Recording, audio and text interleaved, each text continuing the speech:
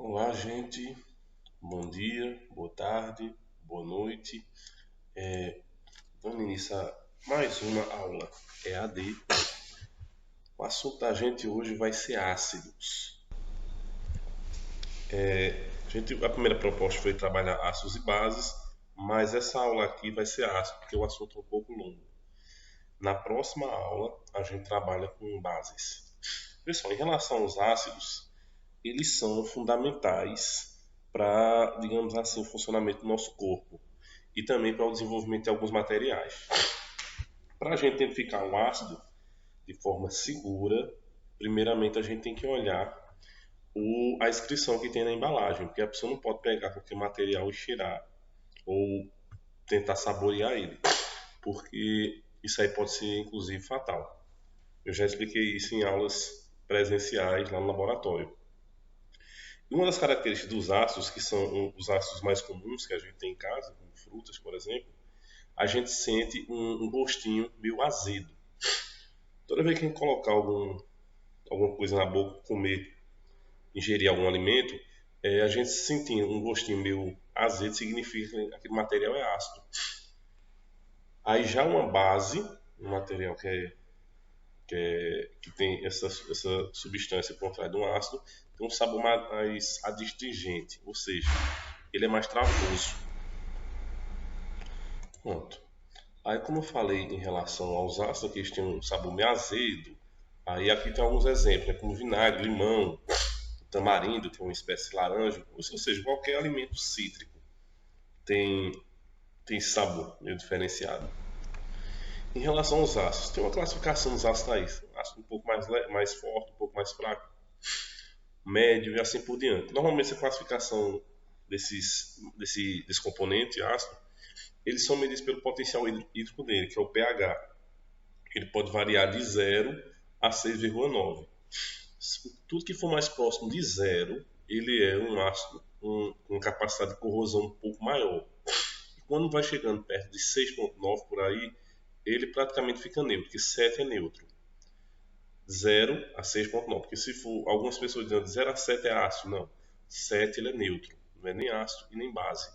Nesse caso, eu posso comer tranquilamente algum alimento que tem esse tipo de acidez aqui, 6,9. Água, por exemplo, tem isso aqui. Ó. Tem água que tem pH 5, dependendo do fabricante e do local que ela foi extraída. Alguns exemplos aqui de variação de pH e de alguns alimentos. O suco gástrico, ele tem uma faixa de pH de 1 a 3, dependendo da pessoa. E, por exemplo, esse suco gástrico aqui, se tiver contato diretamente com sua pele, ele é corrosivo. Só que o nosso estômago, ele tem um muco que acaba protegendo a parede estomacal do ataque do ácido. Veja só, a faixa de pH dele é muito baixa, então é extremamente corrosivo. Já o plasma sanguíneo, ele está acima de 7, significa que ele é neutro não, ele é uma base, 7,3 a 7,5. Nossa urina também ela varia muito, de 4,8 a 8,4, depende do que a gente comer. Nossa saliva também. E o leite materno, ele já é um pouco mais ácido, pode chegar a uma neutralidade. Já esses compostos aqui são todos ácidos. O café, cerveja, água com gás, vinho e vinagre. Pessoas que têm problemas com gastrite e úlcera, é essencial evitar esses alimentos aqui, ó. Aí, em relação a embalagens e tudo mais, sobre essa venda desses materiais, alguns deles são extremamente. Você tem que ter alguma autorização especial para poder comprar esses materiais. Na sala da gente lá, no laboratório, a gente tem um ácido sulfúrico, mas eu consegui porque, como fiz curso de química e tudo mais, eu tenho uma autorizaçãozinha para comprar. Mesmo assim, foi a pedido da escola, foi um pouco complicado comprar isso aqui. Lá também a gente tem um ácido clorídrico e todos esses materiais aqui, porque estão num nível de pureza muito alta, aí eles não podem ser vendidos desse jeito. Algumas pessoas dizem, não, vou comprar ácido muriático. Ácido muriático é ácido sulfúrico. Só que aqui ele está diluído em água e outros materiais para poder baixar o nível dele de corrosão. E mesmo assim, algumas pessoas acabam se intoxicando. Aí até coloquei aqui o Seu Madruga, né, com essa frase prerigo, que ele fez uma sátira no seriado Chaves, até mostrando essa caveira. Quando mostra aqui, realmente, significa que o material não é venenoso, quando a gente fala no seriado, não. Significa que esse material é extremamente pode matar uma pessoa. Aí, no caso desse ácido, desses materiais, tem que ser trabalhado em local aberto, porque são gases, eles liberam muito gás, principalmente o ácido clorídrico, ele libera muito gás.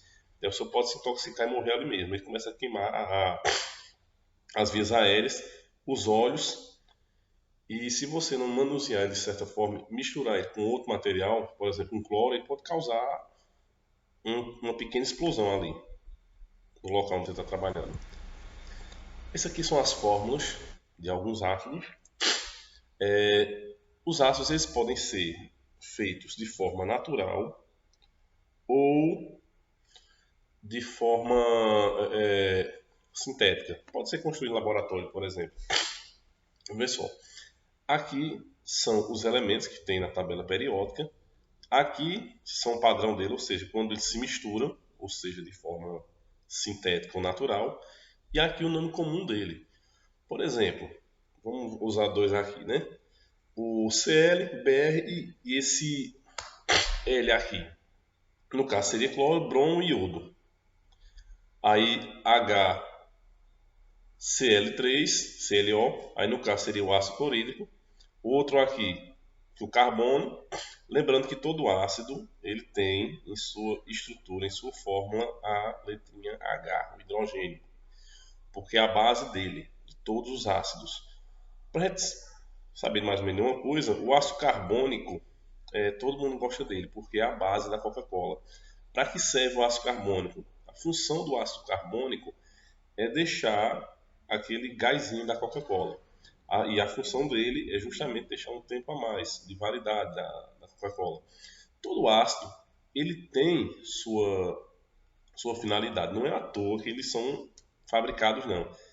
São utilizados na indústria, na alimentação. Então você vê o ácido sulfúrico utilizado em comida, por exemplo. Aí, em relação a alguns ácidos, são os ácidos de eletrólito forte e ácido de eletrólito fraco. Qual a diferença disso aí? Vê só. O ácido de eletrólito forte ele é uma substância que ele está muito ionizado, significa que ele está muito carregado positivamente. Aí nesse caso, esse tipo de ácido aqui, eles são bons condutores de eletricidade. Aí a pessoa pergunta, para que satanás o ácido é um bom condutor de eletricidade? Naturalmente, ele acabou recebendo isso pela quantidade de elétrons que ele tem. Esses aqui são os fracos. Como aquele tipo de coisa que eu falei. Serve para a questão da indústria também, isso aqui. Para você trabalhar esses ácidos com a indústria. Isso aqui também. Olha só, um desses ácidos aqui fracos é a aspirina. Aquela mesma aspirina que você toma em casa quando tem dor de cabeça. E no caso dos ácidos de eletrólito forte, no caso tem um ácido sulfúrico. E você pode pegar o sulfúrico, colocar a eletricidade nele e vai guiar tranquilamente. Aí aqui tem um deles. Lembrando que todo ácido, a grande maioria deles, tem o hidrogênio no começo. Mas só que todos os ácidos têm hidrogênio em sua composição. Sempre tem um hidrogêniozinho. Se não tiver hidrogênio, não é ácido. Gente, muito obrigado. Aí qualquer coisa, podem me chamar pelo WhatsApp, viu?